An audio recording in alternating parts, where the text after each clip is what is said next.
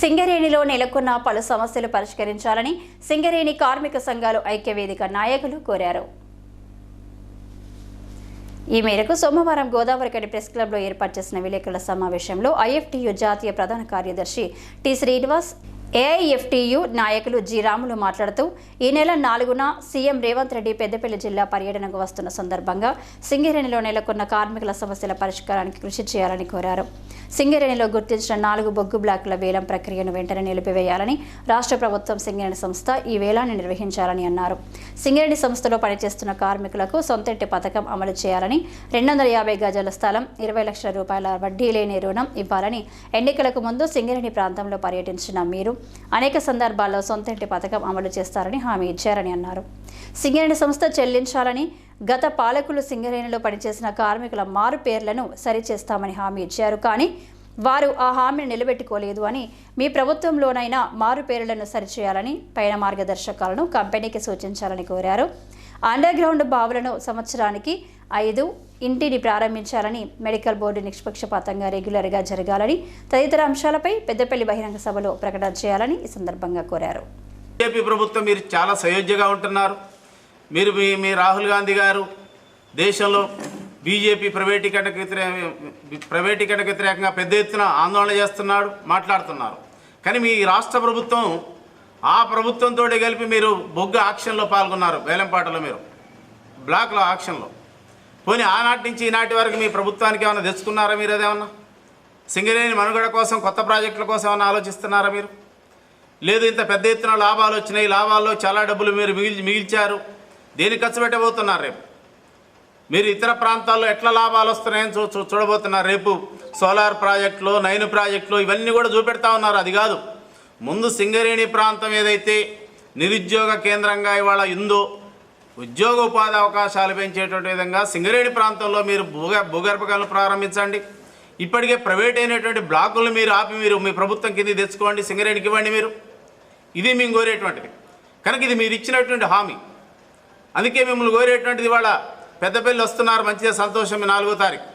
కానీ మీరు సంవత్సరం కింద ఇచ్చినటువంటి హామీల పరిస్థితి ఏమిటి? ఎందుకు అమలు చేయలేకపోయింది ఈ రాష్ట్ర ప్రభుత్వం? మీరు ఎప్పటికి అమలు చేస్తారో ఒక స్పష్టమైనటువంటి ప్రకటన చేయాలని మేము కోరుతా ఉన్నాం ఐక్యవేదిక తరఫున.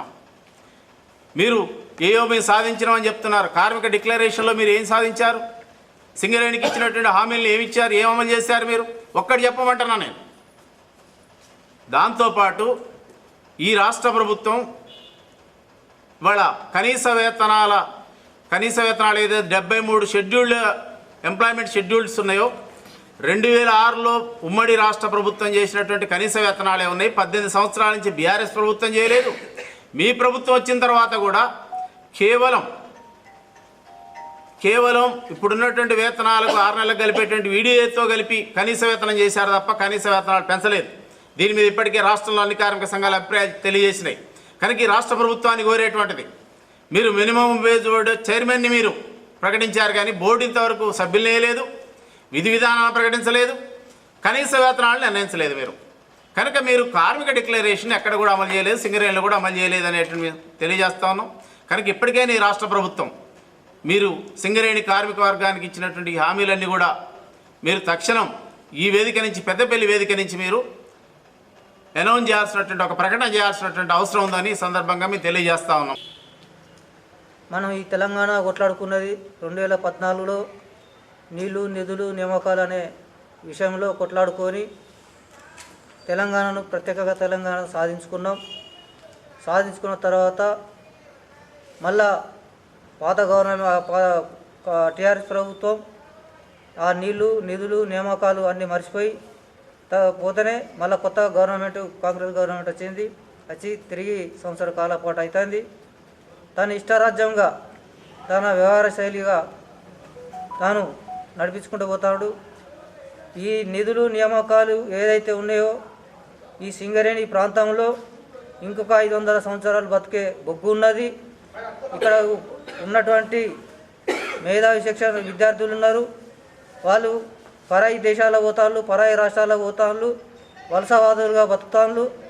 మరి ప్రైవేటు కంపెనీలలో 10,000కు 20,000కు జీత కూలిగా పనిచేస్తూ రాత్రింబవళ్ళు పనిచేస్తూ జీవిస్తున్నారు. వాళ్ళ కుటుంబ పోషణ కూడా సరిపోతలేదు. మరి మన దగ్గర నిక్షేపాలు పెట్టుకొని కూలి చేసే పరిస్థితి, దుర్మార్గమైనటువంటి పరిస్థితి దాపురించిందని మేము భావిస్తున్నాం. కాబట్టి ఈ తెలంగాణలో ఉన్నటువంటి మన గోదావరి ఖనిలో కూడా, గోదావరి ఖని అయితేనేమి, మందమార అయితేనేమి, మంచిర్యాల అయితేనేమి, బోగాలపల్లి అయితేనేమి, ఆ ములుగు అయితేనేమి, కొత్త ఇల్లంద అయితేనేమి, మనుగురు అయితేనేమి, ఇట్లా బొగ్గు బావులను నూతనంగా సంవత్సరానికి 5 బావులను తీస్తే నిరుద్యోగులకు మన వృత్తి కల్పించవలసిన బాధ్యత గవర్నమెంట్కి ఉంటుంది. వాళ్ళు ఇచ్చిన హామీ కూడా నెరవేరుతుందని కూడా ఆశిస్తూ ఈ విలేకరుల సమావేశంలో నాయకులు రామచందర్, రాయమల్లు, పోచమల్లు, జయపాల్ సింగ్, రాజయ్య, రాజేందర్, మల్లేశం, నరేష్, పోగలశేఖర్, దుర్గయ్య, రవికుమార్, మొండయ్య తదితరులు పాల్గొన్నారు.